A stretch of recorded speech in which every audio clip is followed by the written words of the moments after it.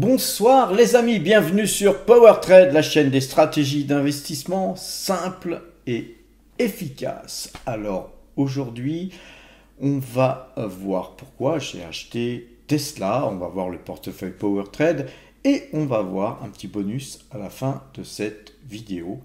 Et allons voir tout de suite pourquoi ai-je acheté Tesla. Mais d'abord, je vous ai fait un petit montage. Allons voir ça tout de suite.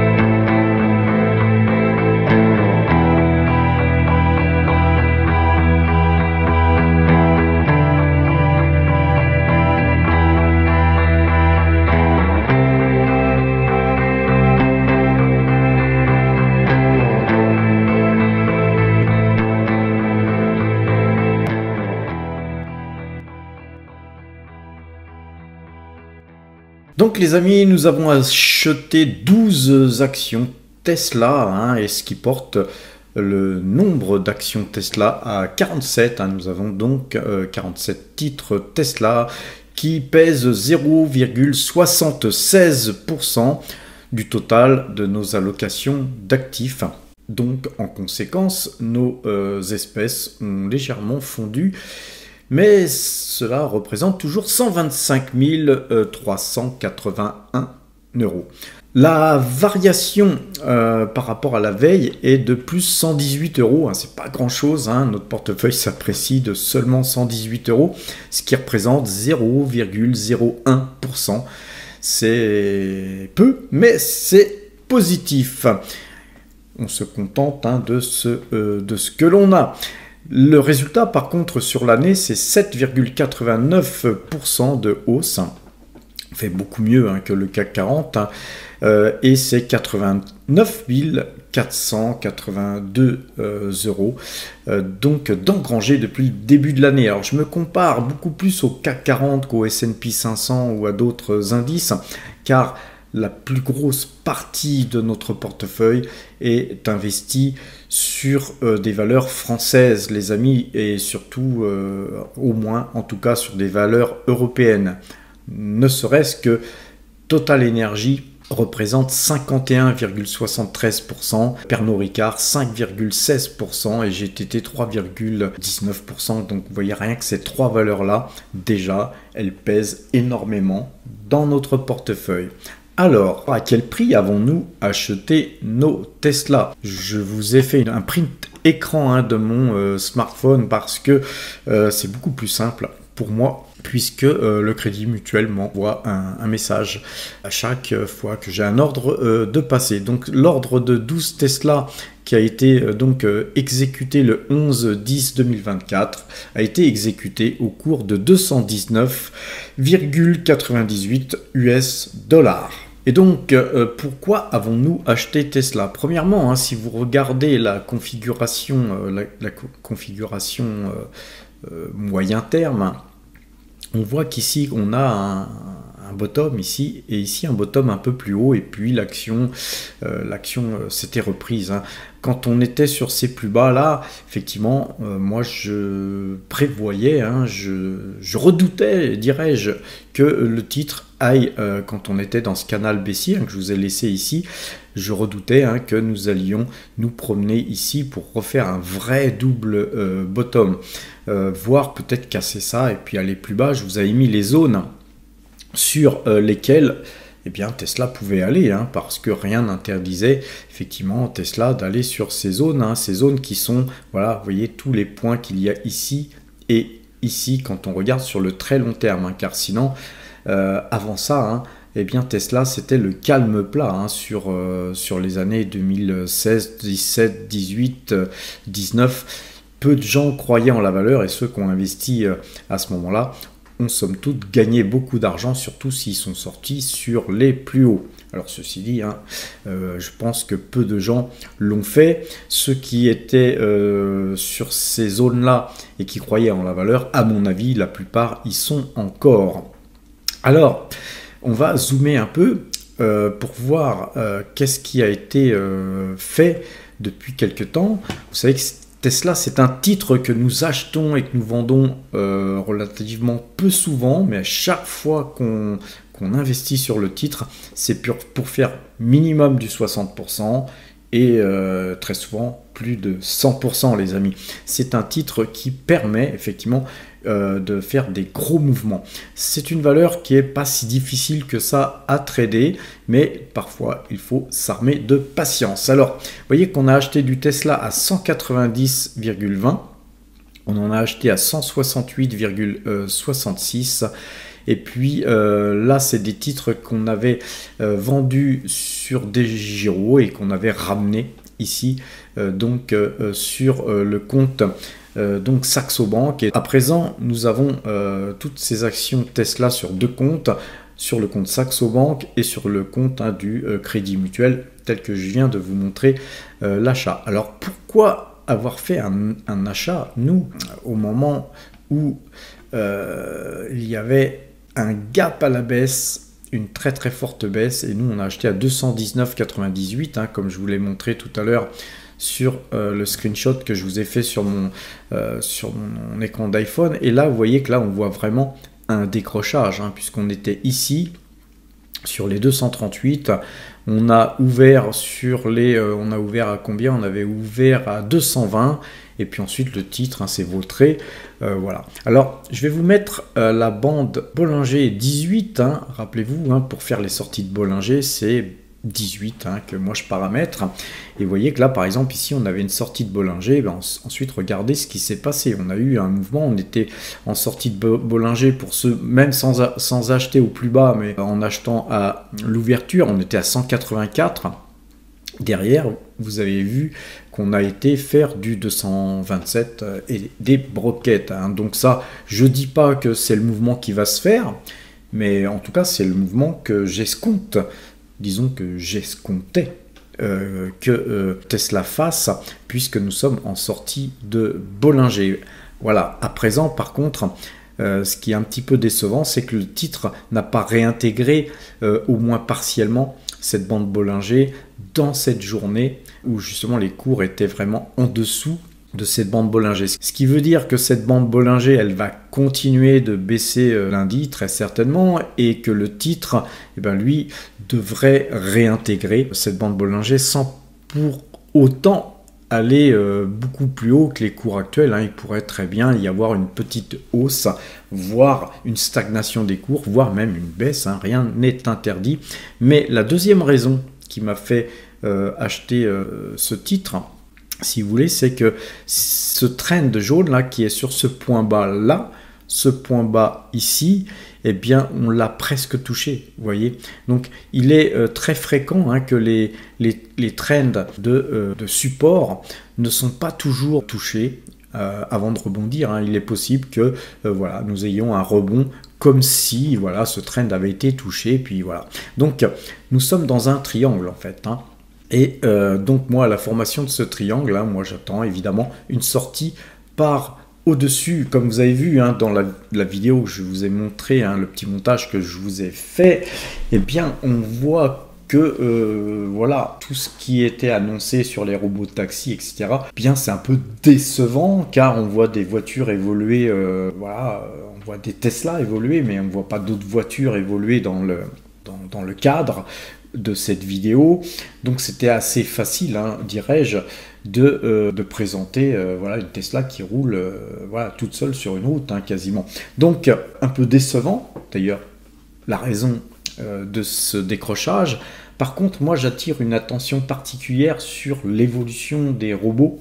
On voit que les robots ont une aisance complètement incroyable au niveau de la gestuelle des mains, de la tête.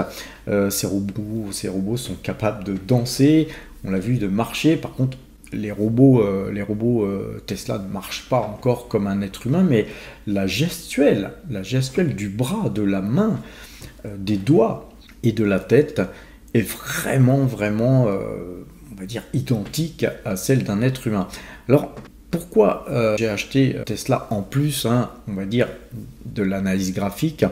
D'abord parce que je crois fortement en Elon Musk, je crois fortement en Tesla, et qu'il est bien possible que le chiffre d'affaires au niveau des robots, eh bien le chiffre d'affaires puisse un jour, et un jour pas si lointain que ça, dépasser le chiffre d'affaires des voitures.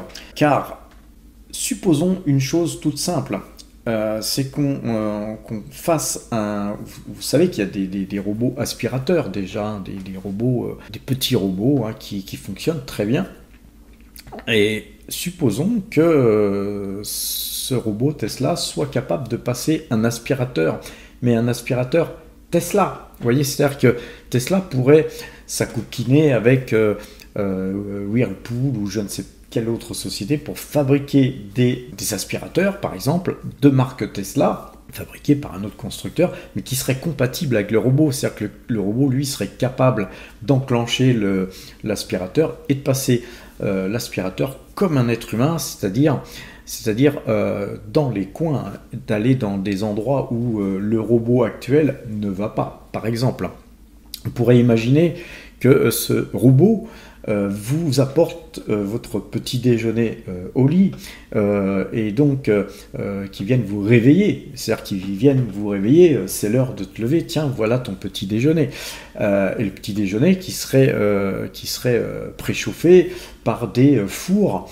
Whirlpool ou Moulinex, que sais-je, mais adapté au robot, c'est-à-dire que le robot aurait une facilité bien sûr à pouvoir ouvrir le four, à pouvoir déclencher ce four pour pouvoir, par exemple, préchauffer les croissants. Il serait capable de pouvoir faire le café sur une machine à café, on va dire, d'une marque X ou Y, pour pas faire trop de publicité, et ainsi de suite. Donc ce robot pourrait faire pas mal de choses, et supposons que Tesla vende un robot qui passe l'aspirateur, qui vous réveille et qui vous fasse le café le matin, ainsi que 2 ou 3 petites choses tout à fait faisables d'après ce qu'on en voit, eh bien je pense que ces robots se vendraient très très bien, à condition que ces robots puissent supporter des mises à jour qui pourraient permettre effectivement de faire d'autres choses dans le futur. C'est-à-dire que vous achèteriez un robot qui vous permettrait petit à petit d'avoir un robot de plus en plus performant, avec bien sûr des garanties comme celle d'une voiture, etc., etc. Ça pourrait être un robot qui soit capable de garder votre maison, de jouer avec les enfants, de s'occuper du chien, pourquoi pas, d'aller promener le chien, que sais-je. Imaginez un petit peu les choses qui peuvent être possibles très très prochainement dans le futur, car on voit bien que l'intelligence artificielle, elle progresse à grands pas, et que effectivement les choses pourraient aller beaucoup plus vite que tout le monde le pense, en tout cas beaucoup plus vite que ne le pense le marché aujourd'hui, avec la baisse de plus de 8% sur Tesla. Alors les amis, ne quittez pas cette vidéo, car il va y avoir un bonus. Hein. J'ai mon ami Gilles Lerat qui coproduit un film et j'aimerais vous présenter la bande-annonce d'une part, et puis d'autre part, il y aura deux billets de cinéma concernant ce film qui sera offert par monsieur Gilles Lerat. Et si vous habitez dans la région parisienne, non seulement on pourra aller au cinéma ensemble, car moi aussi j'ai le droit à mes 2 places offertes, mais après le cinéma, je vous inviterai à boire un coup, voire peut-être à un bon repas. Allons voir cette bande-annonce tout de suite, les amis.